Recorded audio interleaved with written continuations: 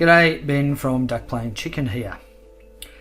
I recently got asked to list the tools that I use in a particular build series, and that got me thinking, it's a really good question, and I thought rather than sort of putting it in the comments, I would actually make a video about it. So what I plan to do today is talk about all the tools that I use as part of the building and painting of plastic model kits. And I'm going to break my tools up into two groups. So the first one's going to be what's necessary. These are the things you need to get if you're just starting out in the hobby, to get the most of the hobby get the most out of the hobby when you're starting out. The other group of tools will be the nice to have. So they might be the tools you don't need straight away, but you might, as you get into the hobby and improve your skills, you may want to get some of these additional tools.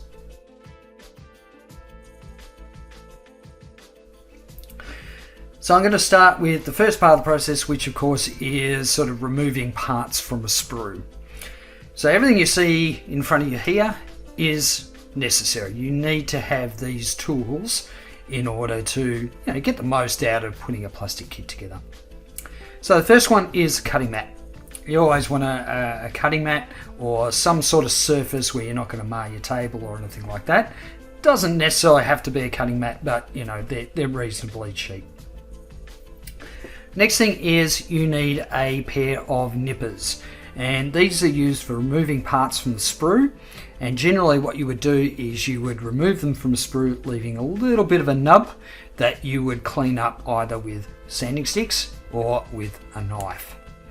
But essentially this is your main tool for getting parts off the sprue, and you can get reasonably cheap ones. You do want to get a pair of nippers that are made specifically for plastic kits though. You don't want to be using wire cutters or scissors or things like that. They'll just give you a lot rougher cut. So try and get yourself a pair of nippers that are made specifically for plastic. The next thing is some sort of craft knife.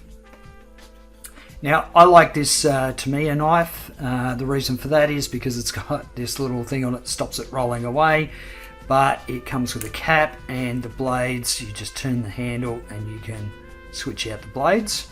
The blades are really high quality. I've never had sort of any issues with Tamiya blades, and they come in this nice little pack where you've got a place to sort of put the blunt ones, so they're sort of out of the way. They're not going to accidentally stab anyone. So this tool is used for cleaning up parts. You generally don't use this for cutting parts off a sprue unless they're really, really fine. But normally this is for the cleanup process, for removing those sort of nubs. The other thing that you can use for cleaning off nubs is sanding sticks. Now, you don't have to go with this particular brand. These are Ultimate Modeling Product sanding sticks, I think, but any kind of sort of sanding stick that comes in different grits. So that's the coarseness of the the abrasive material on the sanding stick. So you want something that's sort of pretty rough, and then something that's a little bit finer. And so you can use these to sort of clean up the parts as you're removing them from the sprue. These are definitely a necessity. They help with parts cleanup a lot. The other thing that you may find useful is a needle file or a jeweler's file. These tend to be really quite coarse, so you do need to be careful, but they're good for getting sort of a lot of material off quickly. And you can use these and then go in later with a with a finer sort of sanding stick to clean it up. So I tend to find that these are the core kind of tools that I use as part of removing things from a sprue. Now, the nice to haves that are around removing parts from the sprue and that sort of initial stage of your model building.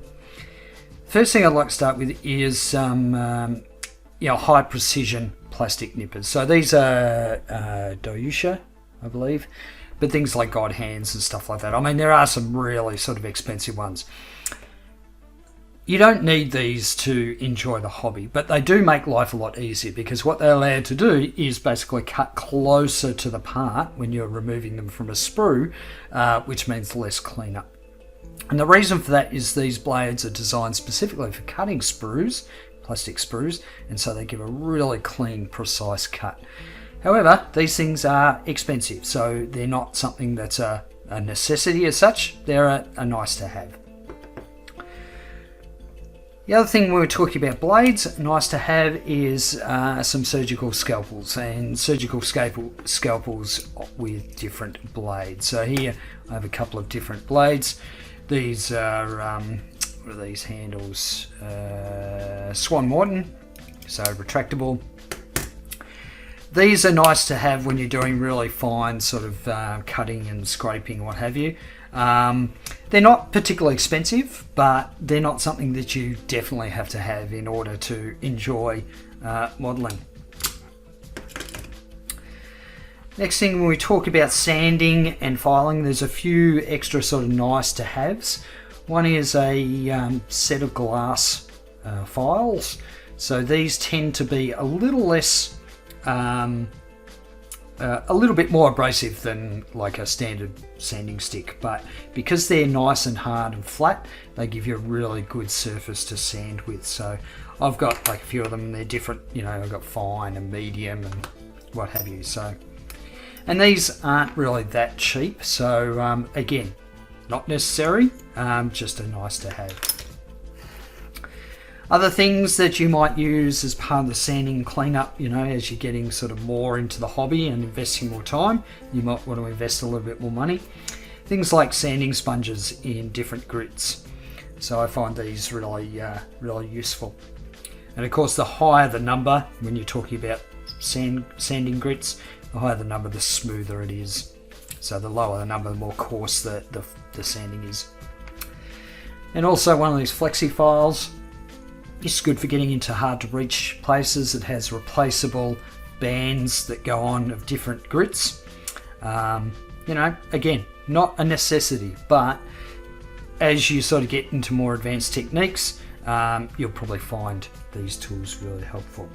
And that's it for the initial stage of the build process, where you're removing parts from sprues. The next major part of model building is the assembly. So you've cut off all the pieces of the sprue, clean them all up. Time is to put them all together. So what you see here are the tools that I think are necessary. So things that you want to get when you're first starting out in the hobby.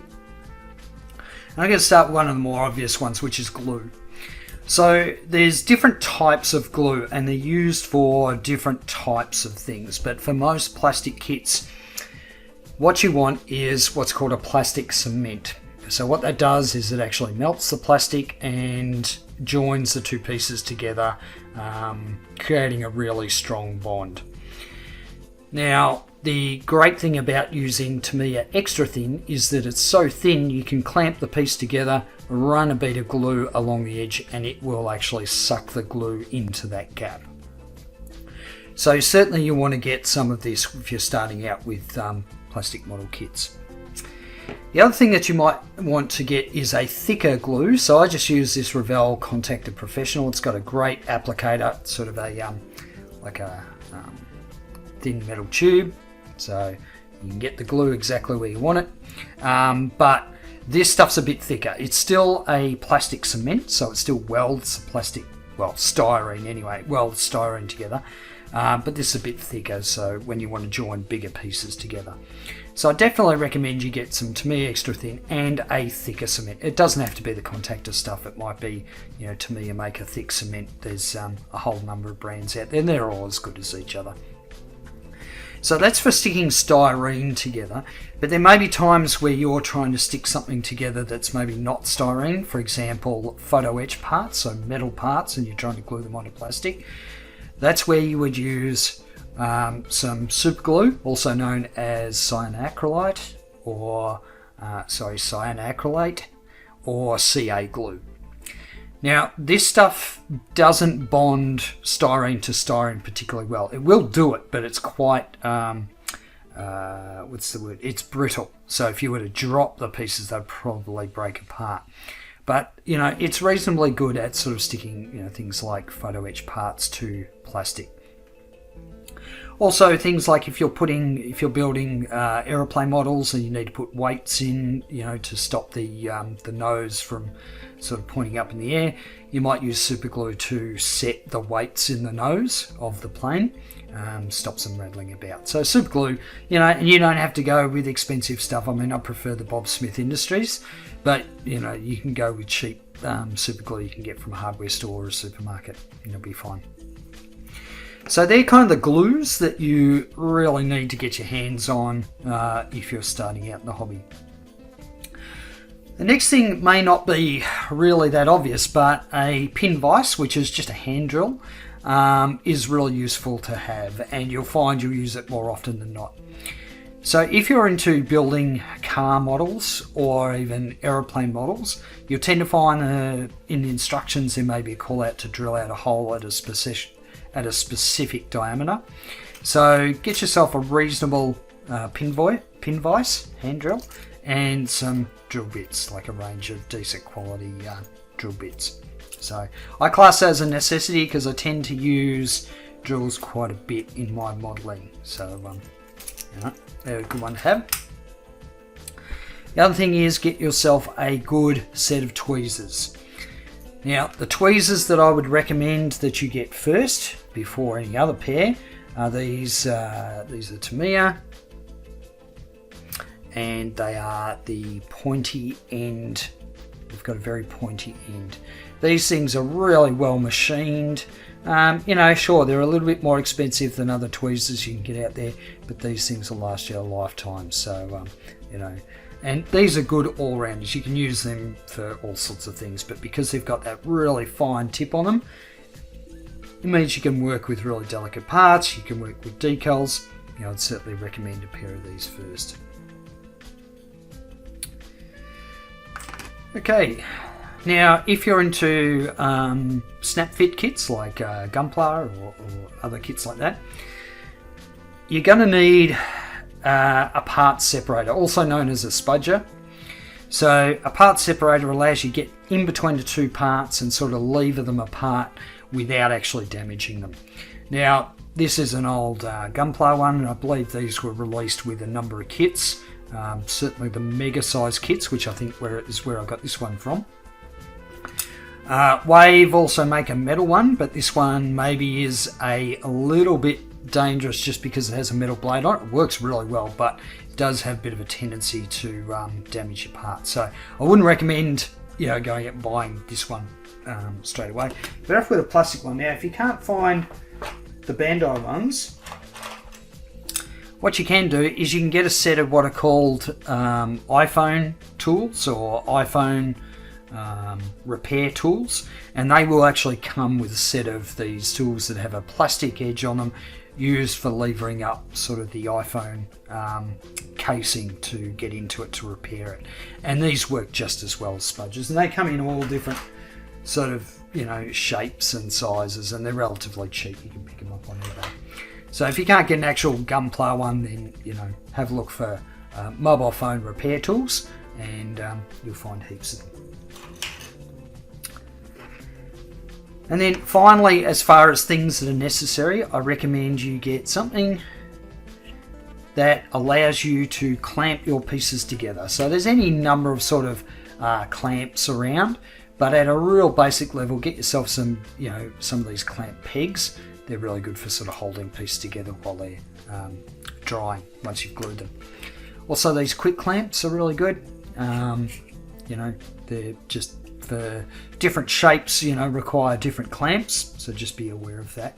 So, over time you'll probably end up building up a collection of clamps used for different reasons. So as far as the assembly goes, these are sort of the necessary tools, things that I think you should probably get. And again, there will be people out there who disagree with me, and that's fine. This is just my sort of opinion on how to get the best out of the hobby if you're just getting into it. Alright, moving on to the things that are nice to have for the assembly of plastic model kits. And I'm going to start with the tweezers. So I already mentioned that the Tamiya tweezers are great quality. I'd certainly recommend you get them, but they make a range of different types and they're used for sort of different reasons. So if you do a lot of decals, water slide decals, then certainly the Tamiya decal tweezers are fantastic. They've got a nice rounded edge on them so you don't accidentally damage your decals. And they've got that really sort of flat part where they meet up. So definitely recommend a set of those if you're looking at expanding your tools. Another ones which I find reasonably helpful are these ones which are, again, they've got a sharp point, but they're at an angle, so it just allows you to reach into sort of different areas that you can't with the straight pair. The other thing that you'll find when you're joining pieces together, you might end up with gaps, and those gaps need to be filled somehow if you want to, get the best surface. Now, I didn't mention putties earlier as a necessity, because what you can do is you can use super glue as a putty. So you can put super glue in the seam or in the gap, and it will work perfectly well as a putty. It's just a little bit tough to sand, that's all. The alternative to super glue is to use a specific putty made for plastic kits. So Tamiya make a number of putties. These are, I believe, lacquer based putties, so they dry pretty quick, but they do shrink. They're also a bit toxic to breathe in, so just be careful when you're using them. And the basic type here, it's quite thick. And is good for sort of filling bigger gaps, but then you've got the Tamiya White, which is better for sort of finer gaps. Both of those are really good products. Another one which I've been using lately, which I really like, is the Vallejo plastic putty. And this stuff comes with like a point, and you inject the putty into the gap, and then you can just wipe it away with a cotton bud. And I find this stuff really good for that sort of purpose. So that's, sort of fulfilling gaps. The other thing that you might come across is where you need to stick something together where you need to make sure it never comes apart. And an example of this might be a stand. If you're building a custom stand, and let's say it's a metal rod and you've got your plastic kit sitting on that, you might need to use something a bit tougher to bond those things together, where super glue will be too brittle. And the best thing you can use is two-part epoxy. Two-part epoxy comes in different sort of types and different range of kind of media. You got like you've got like a putty type, which is sort of malleable. You can roll it in your hands, and you've got two parts. You roll it together, and it, depending on the type of putty, it'll cure. It might cure in a couple of minutes, might cure in 24 hours. So I tend to use quite a bit of two-part epoxy when I'm sort of trying to bond, especially metal stands to model kits. And just to show you another different kind, these are sort of two liquids. You mix them sort of 1-to-1 ratio, and you spread it on the surface, and it will dry and bond really well. And this stuff works a lot better than super glue, but it is a bit more expensive, it's a bit more fiddly. So yet again, just another tool to have in your armory. Also, while on the topic of sort of putties and glues and that sort of thing, I want to talk about a couple of other different types of glues that I use. So Tamiya Extra Thin, which I've already mentioned, they make a quick setting version of it, and this stuff flashes off really quick. So you can basically dab it. What I do is tend to use it on the ends of two pieces, just to get it sort of in place, and then I'll use the normal Tamiya Extra Thin to glue the joint properly. So that's a good one to have. The other one is the Mr. Cement SPB. So this is again a plastic cement. The other difference is it's black. And what that does is when you're working on a model, you can see where it's flown into a gap. Because the Tamiya stuff is clear, you don't necessarily always see where the glue's gone. So this stuff just makes it a lot easier. Of course, this is produced by Mr. Hobby. So that's a little bit more on glues. Next thing, as you advance through the hobby, you might want to get yourself a saw, like a really fine tooth saw for cutting up plastic pieces or styrene, sheet styrene, what have you. So this is also a really handy tool, especially if you want to do, you want to modify the kit. Maybe it's a car kit where the door doesn't open or something like that, but you want it to open on your model kit. That's when you start looking at sort of these types of razor saws. And they come in different range of sizes. This is a large one. Again, it's a Tamiya product. I know I'm coming across as a Tamiya fanboy, but they do make good stuff. This is a Tamiya one, but they also come in sort of modes like this where they're a bit smaller. So yeah, plastic saws are good. Now moving on to something that sort of I've probably just used over the last couple of years, is actually a nail drill. This is for grinding, grinding nail polish off nails. And what it is it's just a rotary tool. So you have a bit that sort of goes in the end, and we've got a series of grinder bits here. And you skewer the bit in there, tighten the chuck, and it just rotates at whatever speed you set it to. So it's got a variable speed there. What I like about this is the variable speed, because of course when you're using something like a Dremel or something that doesn't have a slower speed, it just melts the plastic as soon as you hit it. So at least this thing's got a bit of an adjustable speed control on it. My Dremel that I've got that I use for other things, is great, but it just won't go slow enough. So it spins a bit too high. I know people swear by Proxon, and there's probably a couple other things out here. The thing I like about this is actually it was really cheap. I just got it on eBay, and it works reasonably well. It has failed a couple of times, like I've lost a bearing out of it, but you get what you pay for. But that's a nice to have. So again, all these things are things you might want to consider sort of buying, as you progress in the hobby. I certainly wouldn't recommend getting all of this stuff, if you're just starting out. So anyway, we've looked at removing parts from sprues and part cleanup. We've looked at assembly. Next one is painting. Okay, time to talk about the painting, the final presentation of the model. And again, I'm going to start off with the stuff that I think is necessary if you're serious about getting into the hobby. So we're going to start with, whether you want to go with brush painting or whether you want to go with airbrush. Now, I think it's, in most cases when we're talking about things like if you're modeling vehicles, an airbrush can give you better results. However, if you're doing predominantly doing things like busts or minis, then of course paintbrushing is the way to go. So it just depends on what you do. Now, I do a bit of both.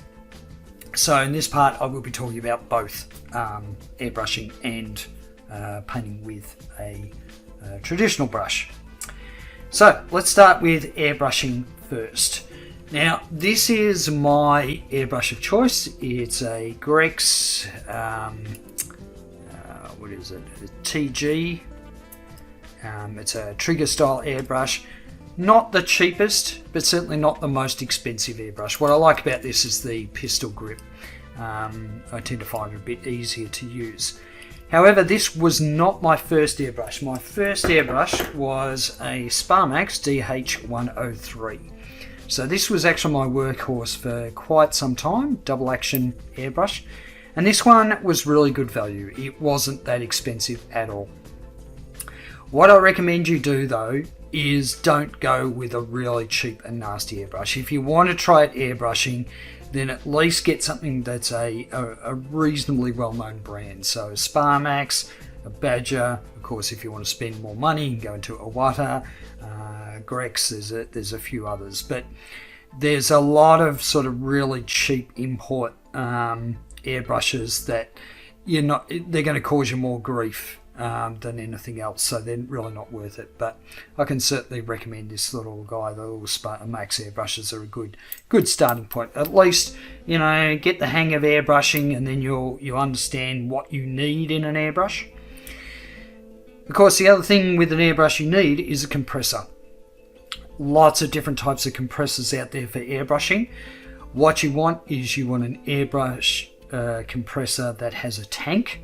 The ones without a tank tend to wear out quickly. They're a lot noisier because basically the pump's going flat out all the time. Whereas with a tank, the tank pressurizes and then the compressor turns off. You can get ones that are quite small that still have a tank. They are a little bit noisy, but I certainly would recommend one with a tank over one that hasn't got a tank. I know you can get sort of cans that you plug into an airbrush and you can spray for a bit, but really I don't think it's worth going down that path. If you're serious about getting the hobby, get a small. Again, Sparmax make some really reasonable sort of small compressors. I actually have an Iwata compressor, which is an expensive one, but I've been doing this for a number of years, so I can sort of justify the cost of it. The other thing you want to make sure is that your compressor has some way of controlling the PSI, or the pressure coming out, because you'll need to adjust that for your airbrush. There are some compressors out there that sort of just have the one pressure, and that's not really great for airbrushing, because depending on the paint you're using, you will want to adjust the air pressure. So that's the airbrushes, like just a sort of quick talk about them. Still on airbrush, a couple of other things of necessity. Cleaning pot like this, you can see this one's been well used. They do last forever, but basically it's a glass jar. You can, mine used to have a stand on it that you could sort of put your airbrush in the hole, but basically you spray your airbrush in there while you're sort of cleaning out. So these are really handy, and they're not that expensive.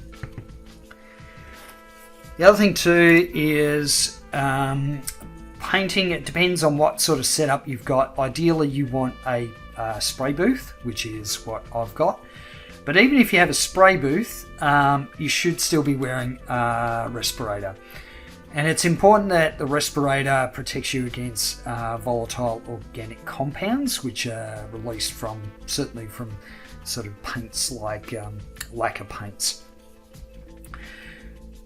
There has always been a bit of a thing out there. People think that things like water-based acrylics, you don't need a mask and you don't need a spray booth and all that sort of thing. That's rubbish. Anything that generates any kind of particulates shouldn't be going into your lungs. So you need to make sure you're protecting yourself. Okay, so some sort of respirator.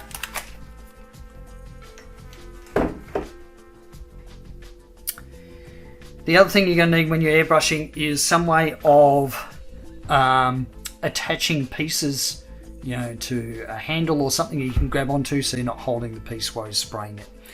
Now, I use these clips, which I sort of made up myself, but at a stretch you can use simply, skewers, wooden skewers like this. You could blue tack pieces to the end of them, and you can just stick them in a bit of foam or something like that, so that they're not sort of lying on the table. So definitely need something like that if you're going down the path of airbrushing. Okay, so let's talk about paint brushes. So I use these predominantly for figure painting, so my range of paint brushes is quite small. But I know a lot of people swear by, natural fibre brushes like sable and what have you. For me personally, I don't look after my brushes well enough to justify the cost. So I go with good quality synthetic brushes. And I find that these ones are actually a lot more hardy than the natural fibre ones. Now, I'm not painting classical paintings or anything, so I've not found any real difference between the the synthetic and the natural fibres of brush hairs, and I tend to find that these ones are really good, and they're cheaper. So normally what I do is I go with a couple of different sizes. You might go with a 0, maybe a 000 for really fine stuff, and a 4. What have I got here? 4 and a 3.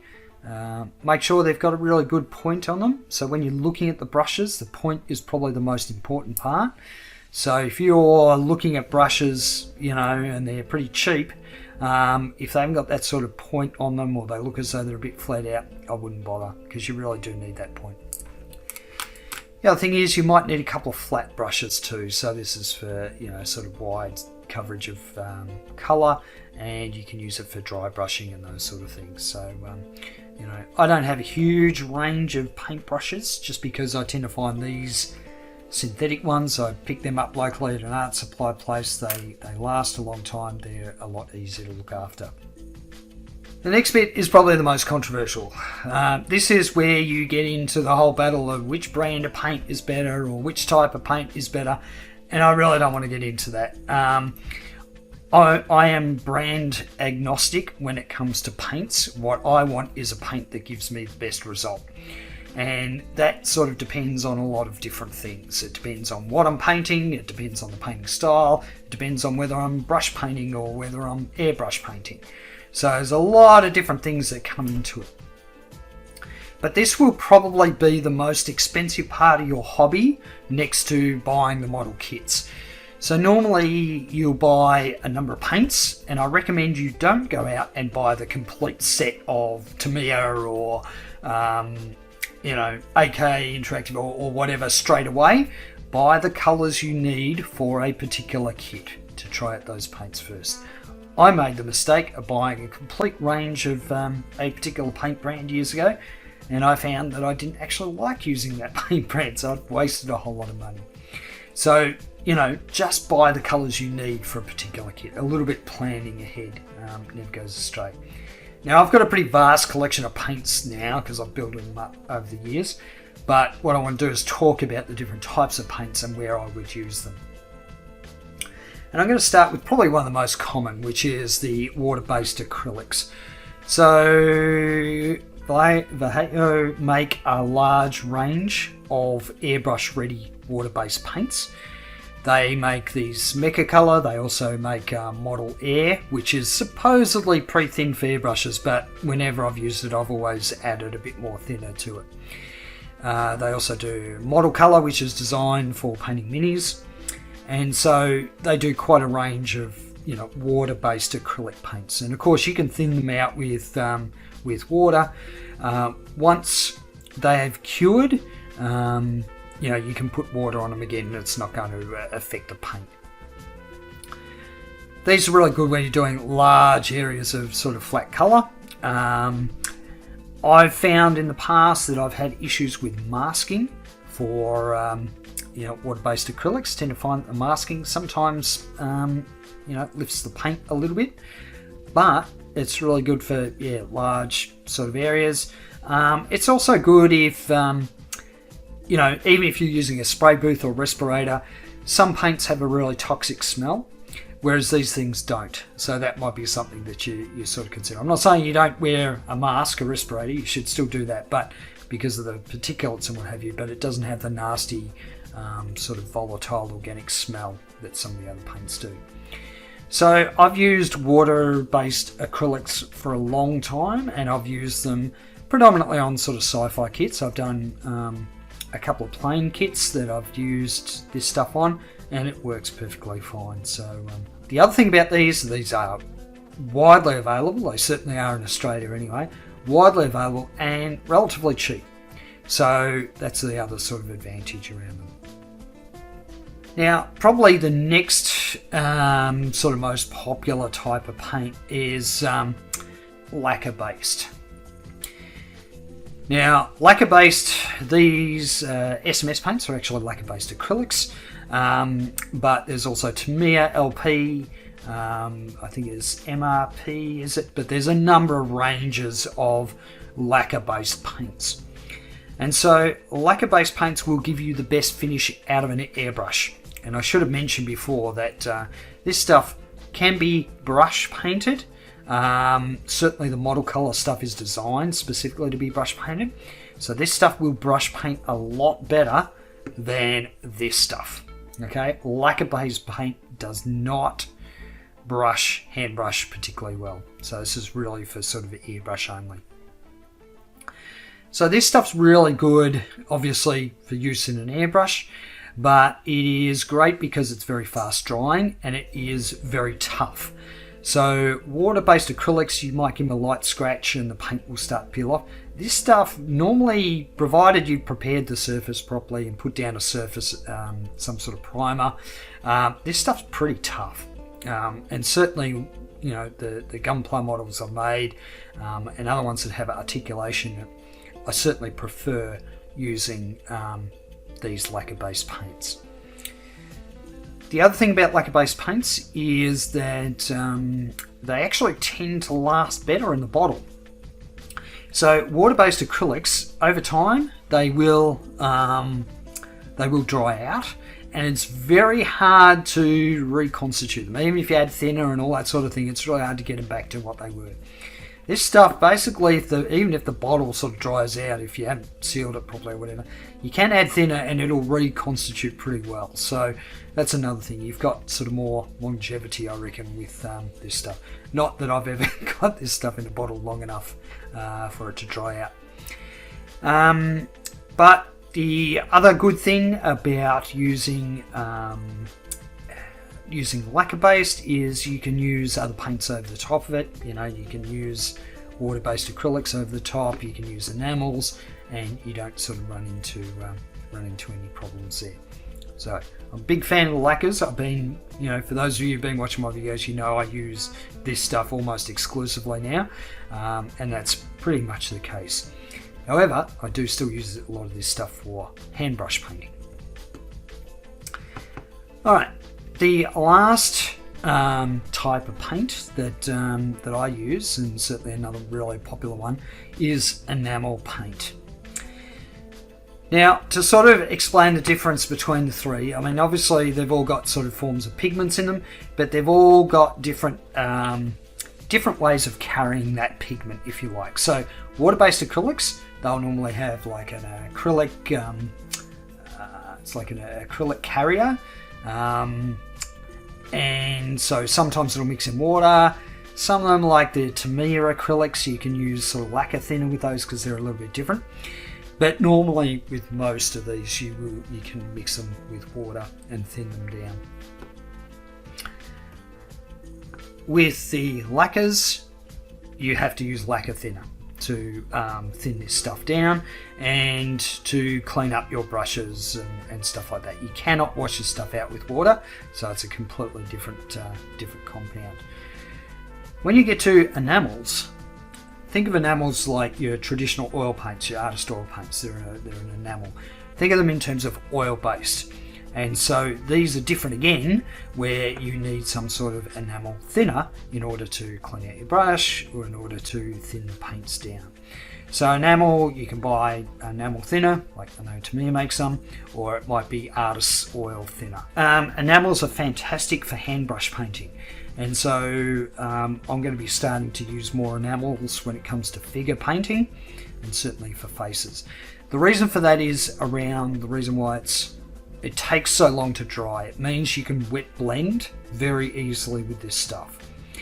It's also very pigment dense, so you get really good coverage, and it tends to flatten out when you brush paint it. So you brush paint it, you might see brush strokes, but because it takes a while to dry, it'll settle down and it'll give you a nice smooth finish. So enamels are really good for that sort of thing. The other thing that enamels are used for is for panel line washes. So this is another thing that you probably want to have in your, in your starter kit, I guess. So this is the panel line accent color from Tamiya, and this stuff is just really thin down enamel paint. So if you've got a bunch of enamels, you can thin them right down, and you're getting the same stuff as this. There are other panel line washes you can get that are acrylic that in my experience don't work as well as the enamel stuff, but there's ranges out there. So whatever your poison, I'd probably recommend that you start out with water-based acrylic or a lacquer if you've got if you're not going to upset people with the fumes, because this stuff is smelling. So yeah, start with one of these two to get the ball rolling. And of course, a lot of it has to do with the availability. I mean, I would love to use Tamiya LPs or MRP or whatever, but in Australia, this SMS stuff is a lot easier to get my hands on, so I tend to use that more. All right. So the other thing that you're going to need for your, that's necessary if you're going down the path of airbrushing, certainly, is to get yourself a decent primer. So there's a number of different types of primers depending on what sort of paint you're using. This is obviously a lacquer-based one, but you can get acrylic-based. They're usually sort of, polyurethane or something? Yep.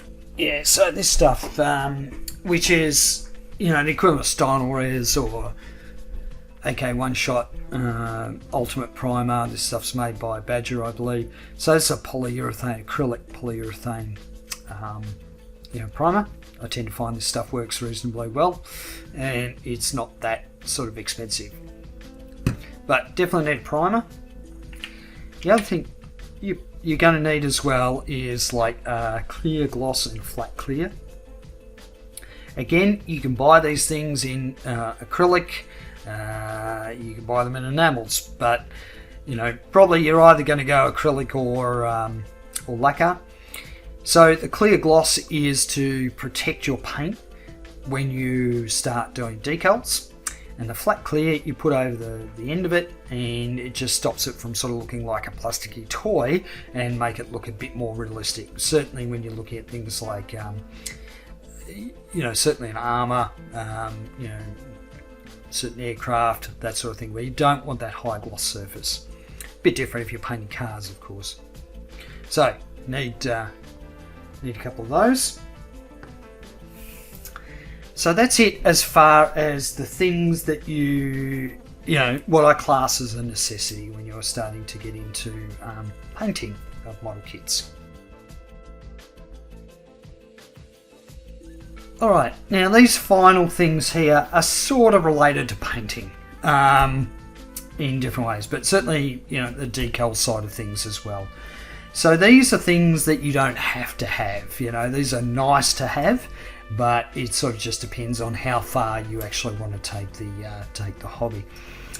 First thing is gunpla markers. Now, if you're or Gundam markers, I should say, these are used primarily with gunpla, and the view was that you could do the panel lines with these, and you wouldn't actually need to paint the kit because most gunpla kits are molded in multicolours. These are useful not just for gunpla, but all sorts of different things. So I tend to use them for doing very small, detail bits where you've got like a fine nib, which you can use. So these you can use for panel lining, but you can use for sort of really tiny details as well.